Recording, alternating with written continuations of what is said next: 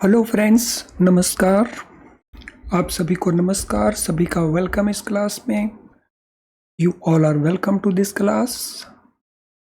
Live class में जितने students already join कर चुके हैं वो क्विकली कंफर्म कर देंगे। आपका ऑडियो वीडियो एक्सेसिबल है। All live class students please confirm quickly your audio video is okay so that we can start.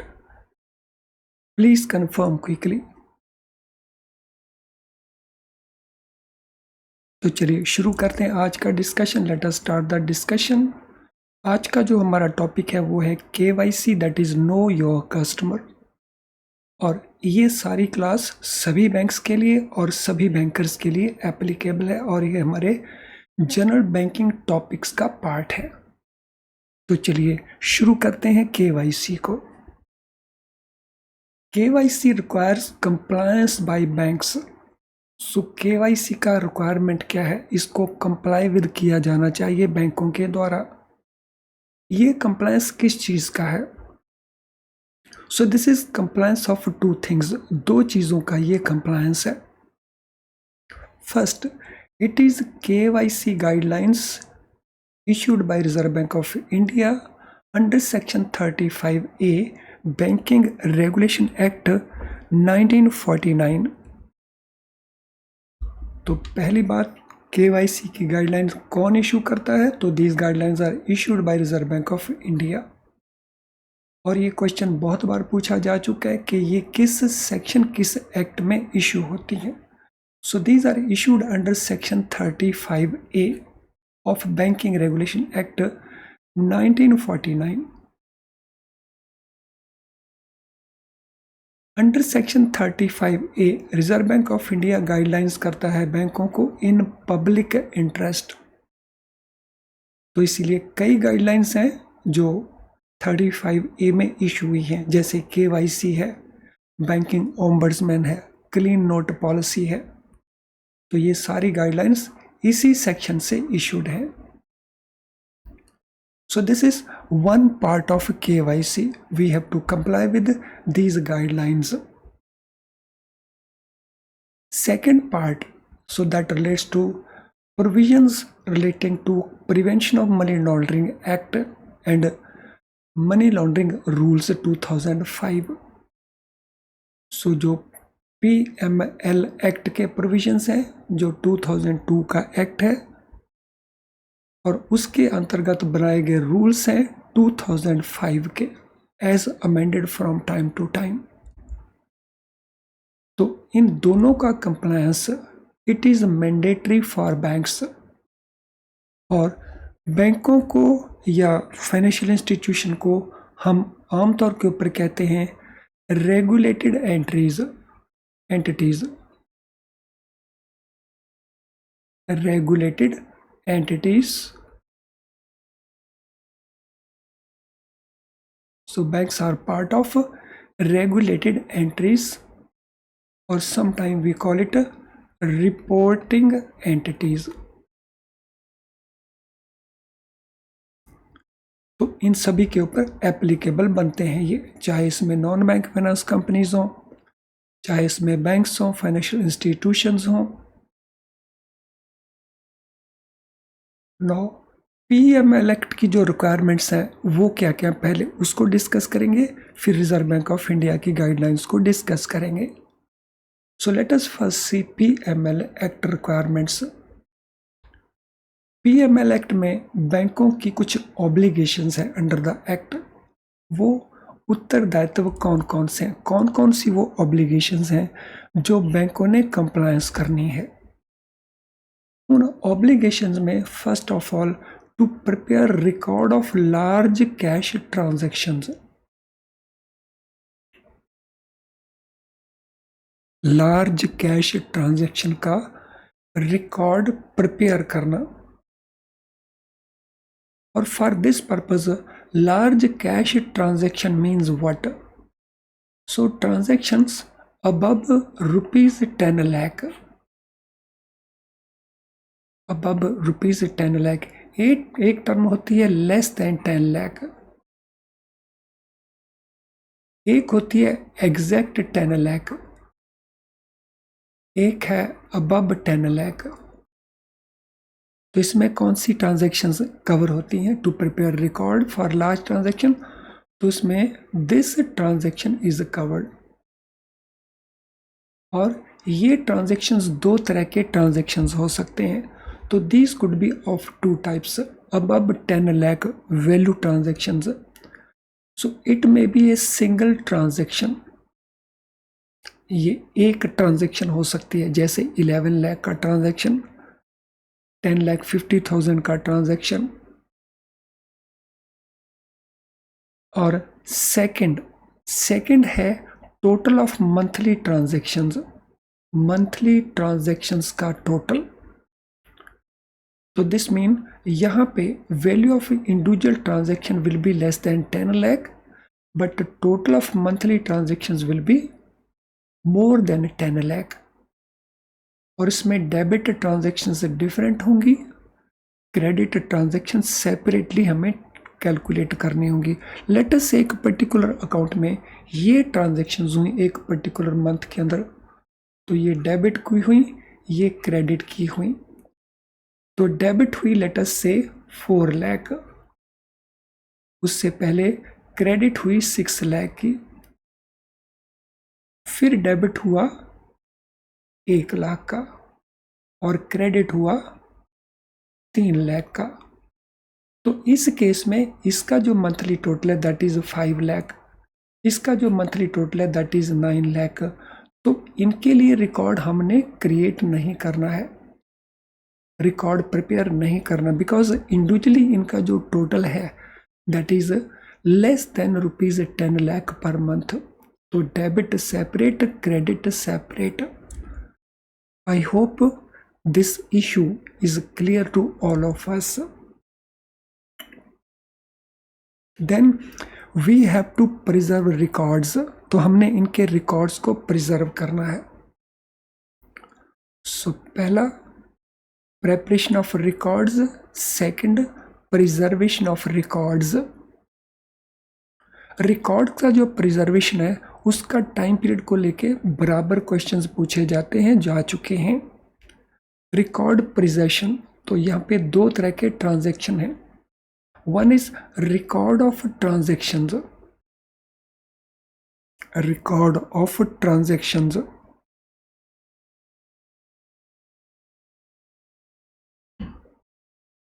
So account में जितना लेन देन हुआ है, डेबिट हुआ है, क्रेडिट हुआ है, so this is to be maintained for 5 years from date of transaction। 5 साल तक इसको प्रिजर्व करना रिकॉर्ड को from date of transaction. And second one is record of documents. So KYC related document, PML related documents, इनका preservation है 5 years के लिए from date of cessation of relationship. Cessation of relationship mean when account was closed, उसके 5 साल तक।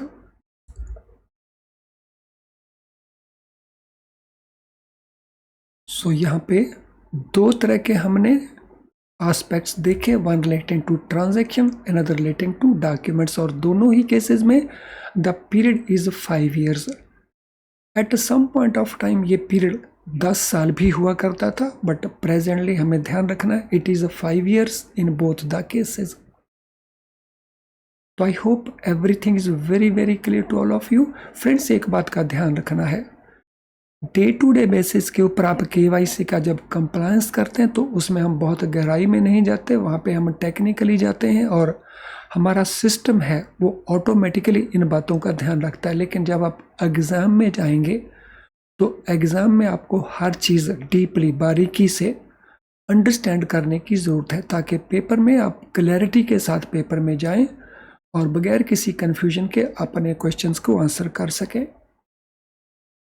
To report cash transactions, so तीसरा part आ गया reporting. So reporting of cash transactions above ₹10 lakh as a CTR। तो तीसरा पार्ट है reporting of transactions, जिसमें कैश ट्रांजेक्शंस भी होंगी, कुछ और ट्रांजेक्शंस भी हैं। cash transactions above rupees 10 lakh as cash transactions report CTR.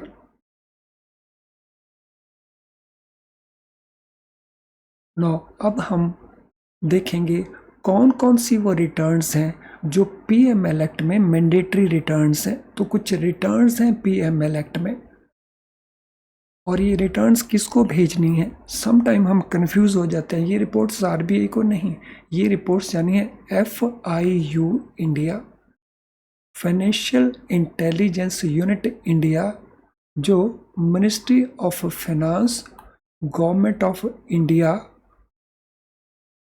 उसके अंतर्गत काम करता है। It is part of ministry of finance government of India.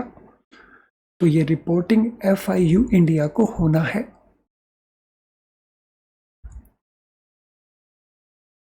No cash transaction report, तो पहली रिपोर्ट है cash transactions report. So this is a monthly return, ये महीने में एक बार जानी है और किसी भी महीने के एंड से with in 15 days it is to be submitted from end of the month. For example अगर ये जनवरी का स्टेटमेंट है तो कौन सी डेट तक इसे भेजना है, तो it is to be sent by 15th of February. So this is one report.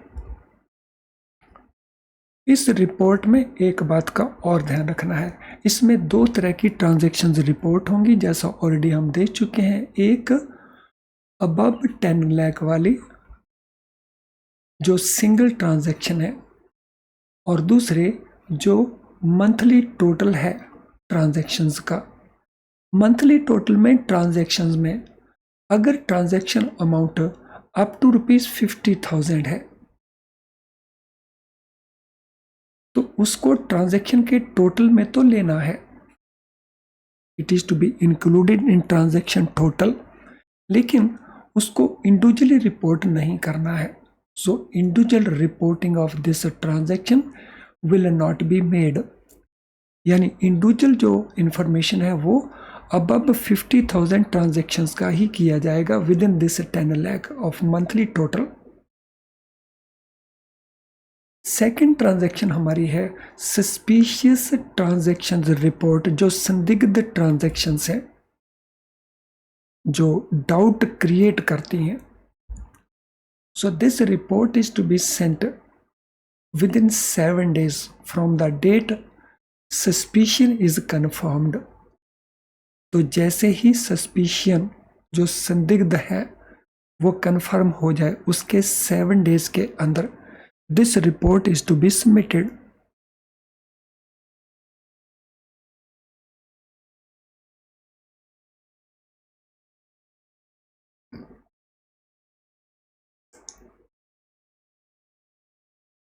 Counterfeit currency report CCR, counterfeit currency report, जो भी जाली नोट हमें आते हैं, फेक करेंसी आती है। So this report is to be submitted with in 15 days from close of the month. हर महीने के क्लोज में with in 15 days, like this January statement will be submitted by 15th February, with in 15 days from close of the month. तो ये 3 main reports हैं, इसके अलावा और भी कई रिपोर्ट्स हैं, but then these 3 are main reports. So I hope यहाँ तक हर चीज़ हमें अच्छे से क्लियर हो चुकी होगी, और अगर ऐसा है तो क्विकली कंफर्म कर देंगे yes now you understand everything. So फटाफट स्माइलिंग आइकन को पोस्ट करके कंफर्म कर दें that everything is clear. So live class के जितने स्टूडेंट्स हैं वो स्माइलिंग आइकन को पोस्ट कर देंगे कंफर्मेशन के लिए। सो एक स्टेटमेंट है फॉरेन रिमिटेंस का statement above ₹5 lakh non profit organisations के द्वारा। सो नॉन प्रॉफिट ऑर्गेनाइजेशंस को जो फॉरेन एक्सचेंज के रिमिटेंस रिसीव होते हैं अबव ₹5 लाख, तो this report is also be submitted with in 15 days from close of the month. So foreign remittance ये inward remittance है जो किनको मिलती है, नॉन प्रॉफिट ऑर्गेनाइजेशंस को। तो यहाँ रिपोर्टिंग अमाउंट है अबव ₹5 लाख, तो ये कंफ्यूजन नहीं होना चाहिए। CTR के अंदर जो अमाउंट है so that is above 10 lakh, और ये फॉरेन रेमिटेंस रिसीव्ड ये अमाउंट है above 5 lakh. Number of days it is common. So अब हम बात करेंगे मनी लॉन्ड्रिंग क्या होता है, what is meant by money laundering,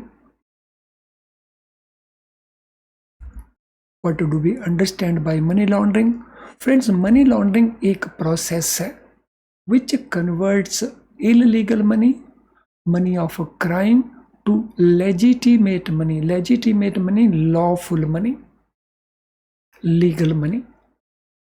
सो ये एक प्रोसेस है, एक प्रोसीजर है जो कन्वर्ट करता है इलीगल मनी को, मनी ऑफ क्राइम को लेजिटिमेट मनी में through a complex chain of transactions. तो इसमें एक कॉम्प्लेक्स चेन ऑफ ट्रांजैक्शंस बनाया जाता है और बैंकिंग सिस्टम को यूज किया जाता है for this purpose. So banking system is used for this purpose. Important aspect of KYC policy of reserve bank of India. हाँ, इससे पहले मनी लॉन्ड्रिंग में एक पार्ट और है, वो है मनी लॉन्ड्रिंग की stages. So there are 3 stages process. So ये जो मनी लॉन्ड्रिंग का प्रोसेस है ये 3 स्टेजेस का प्रोसेस है। 3 स्टेजेस कौन कौन सी हैं? First stage it is placement, sorry it is collection, illegal money को कलेक्ट करना। Second it is placement,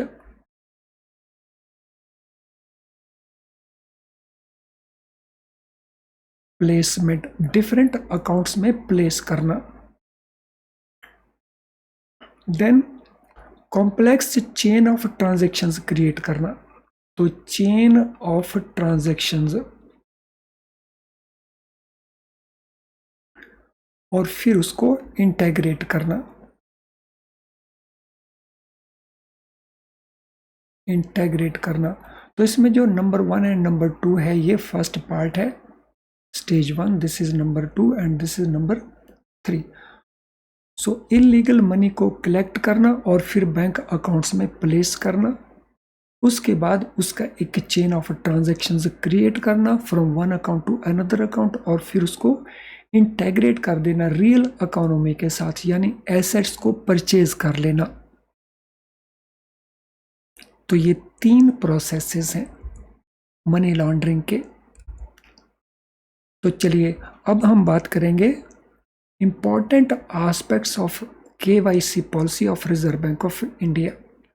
reserve bank of India की जो KYC पॉलिसी है तो उसमें 4 इंपॉर्टेंट एस्पेक्ट्स हैं, और ये क्वेश्चन बार बार पूछा जाता है कि ये 4 इंपॉर्टेंट एस्पेक्ट्स कौन कौन से हैं।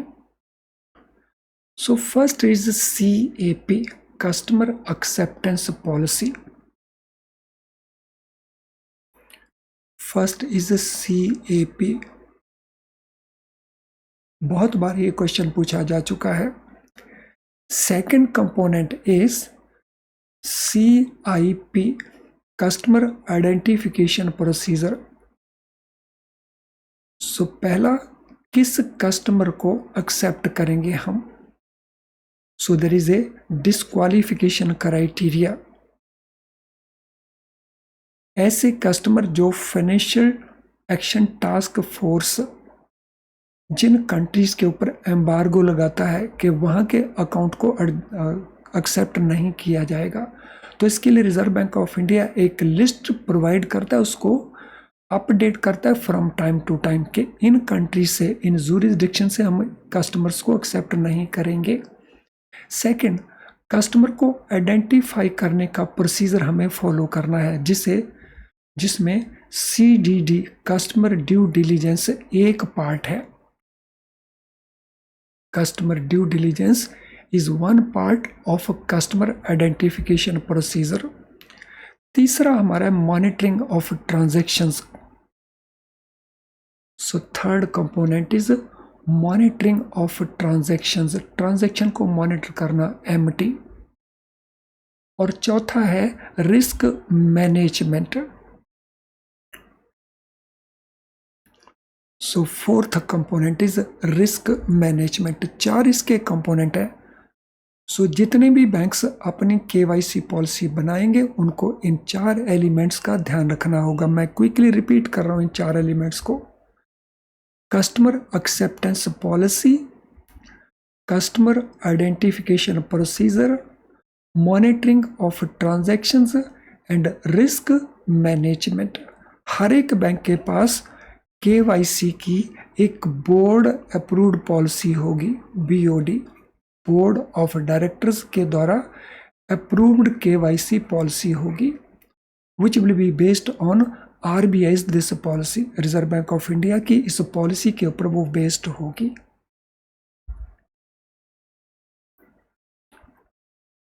सो अब हम बात करेंगे RBI की direction for opening of accounts. Account open करने के लिए RBI की डायरेक्शंस क्या क्या हैं.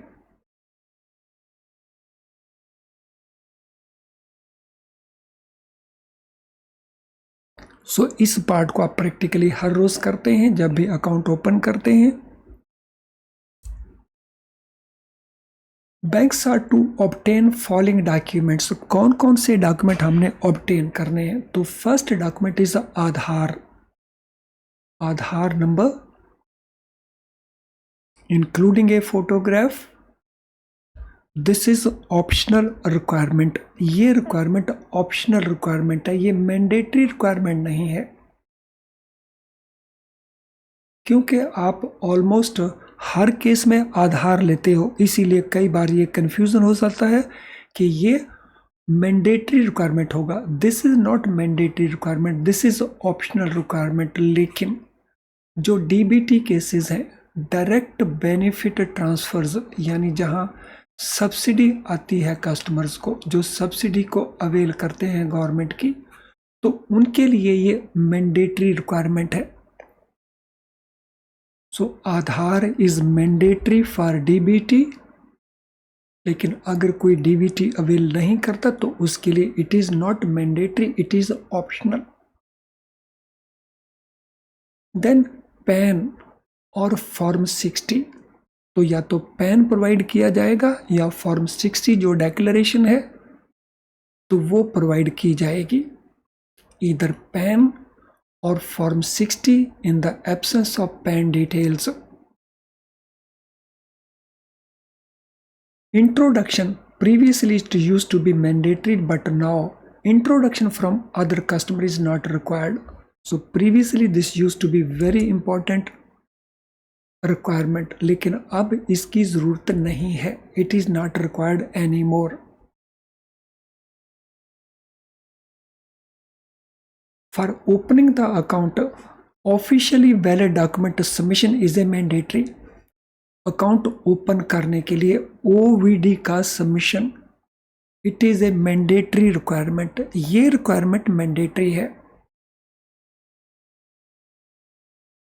यानी सभी कस्टमर के लिए 3 चीजें मैंडेटरी हो गई हैं.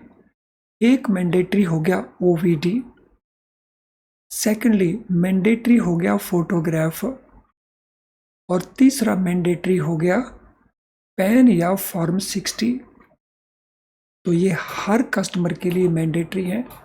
लेकिन अगर वो DBT कस्टमर्स हैं तो उनके लिए आधार इज ऑल्सो मैंडेटरी.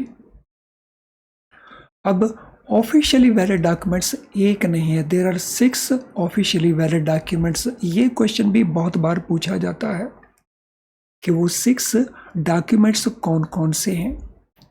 तो these 6 documents include number 1 passport, number 2 driving license, number 3 voter ID card issued by Election Commission, then मनरेगा job card,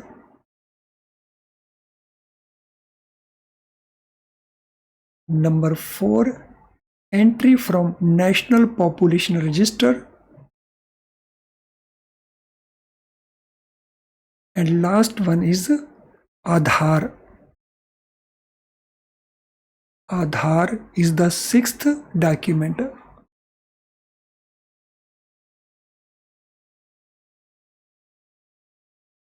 PAN, this is not OVD. क्या PAN OVD में included है? No, PAN is not included in OVD. तो हमने 6 documents note कर लीजिए including आधार। अब आधार 6 documents का पार्ट है, तो आधार भी सबमिट किया जा सकता है और इन 5 डॉक्यूमेंट में कोई एक डॉक्यूमेंट भी सबमिट किया जा सकता है। So out of these 6 document only 1 document is to be submitted, और ये डॉक्यूमेंट वो होना चाहिए जिसमें 2 एस्पेक्ट्स कवर होने चाहिए। So one is the ID part and second is address part. So ID and address part. Now अगर कोई कस्टमर नॉन कंप्लायंस करता है KYC का, if there is non compliance of KYC, in that case what will be the position? तो उसकी position क्या रहेगी? Non compliance of KYC। तो अगर कोई कस्टमर कंप्लायंस नहीं करता है तो उस केस में what is the process? So there is a procedure to issue a notice to the customer and this notice is 3 month period notice. तो कस्टमर को 3 महीने का पीरियड दिया जाएगा in the first notice that customer should fulfill the KYC compliance. If there is no response, then another notice of 3 months. तो 3 महीने का second notice दिया जाएगा। सो इसके बावजूद भी अगर कंप्लायंस नहीं होता, यानी इस 6 months में कंप्लायंस नहीं होता, then there will be partial freezing of the account. Account को partially freeze किया जाएगा। Partially freezing means credit will be allowed, debit will not be allowed. This is partial freezing. Credit will be allowed, debit will not be allowed. After 6 months thereof, उसके 6 महीने के बाद, यानी partial freezing के 6 months के बाद, यानी total period 3 months plus 3 months plus 6 months, 1 साल के बाद, तो पार्शियल फ्रीजिंग को कन्वर्ट कर दिया जाएगा फुल फ्रीजिंग के अंदर, यानी नो डेबिट नो क्रेडिट। तो वर्चुअली अकाउंट को डीएक्टिवेट कर दिया जाएगा, no debit no credit till compliance is ensured, जब तक कंप्लायंस नहीं होता। So here is an important message for you, ये इम्पॉर्टेंट इंफॉर्मेशन है आपके लिए। Free live class it's very useful to score better. अगर आप फ्री लाइव क्लास को ज्वाइन करते हैं रेगुलरली तो ये बहुत यूजफुल रहेगी आपको मार्क्स में स्कोर को इम्प्रूव करने की। लेकिन is it enough to pass the exam? No, it is not enough to pass the exam. Exam pass करने के लिए आपको मिनिमम नहीं मैक्सिमम स्कोर चाहिए, और उसे आपको फुल सिलेबस को कवर करना पड़ेगा।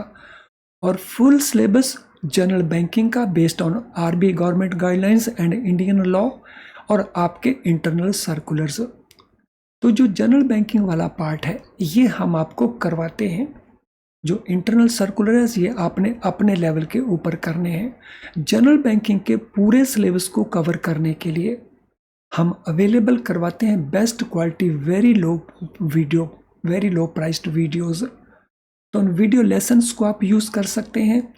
क्वेश्चन बैंक आपको प्रोवाइड किया जाता है, उसको यूज़ कर सकते हैं। आपको PDF नोट्स चाहिए वो भी आपको अवेलेबल हो जाएंगे, और ये सब कुछ अवेलेबल होगा हमारी ऐप के अंदर।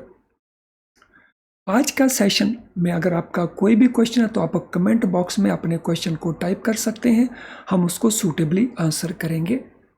अगर सेशन आपको यूज़फुल लग रहा है तो इसे लाइक करें और इसके लिंक को शेयर करें विद योर अदर फ्रेंड्स, ताकि वो भी इस क्लास का बेनिफिट ले सकें। हमारा चैनल अगर आपने अभी तक सब्सक्राइब नहीं किया तो आप कई नोटिफिकेशंस मिस कर रहे होंगे, आपकी कई क्लासेस मिस हो सकती हैं, तो इसलिए चैनल को सब्सक्राइब करें बेल आइकन के साथ। इसके अलावा अगर आपका कोई और जानकारी है, कोई और क्वेरी है, तो वो हमारे ईमेल आईडी के ऊपर हमें मेल कर सकते हैं। आप अपने मैसेज को पोस्ट कर सकते हैं हमारे ईमेल आईडी के ऊपर, या अगर आपने हमारा ऐप डाउनलोड किया तो हमारी ऐप में आपको मिल जाएंगे मैसेज बॉक्स, तो वहाँ पे भी आप अपने मैसेज को पोस्ट कर सकते हैं। आज की इस क्लास से रिलेटेड जो क्वेश्चंस हैं उनको हम नेक्स्ट सेशन में डिस्कस करेंगे। तो अभी इस क्लास को हम यहीं पे वाइंड अप करते हैं। इससे रिलेटेड क्वेश्चन जो हैं हम नेक्स्ट सेशन में डिस्कस करेंगे, फिर टेस्ट करेंगे कि कहाँ तक हम इन बातों को अंडरस्टैंड कर पाए हैं। Thank you friends.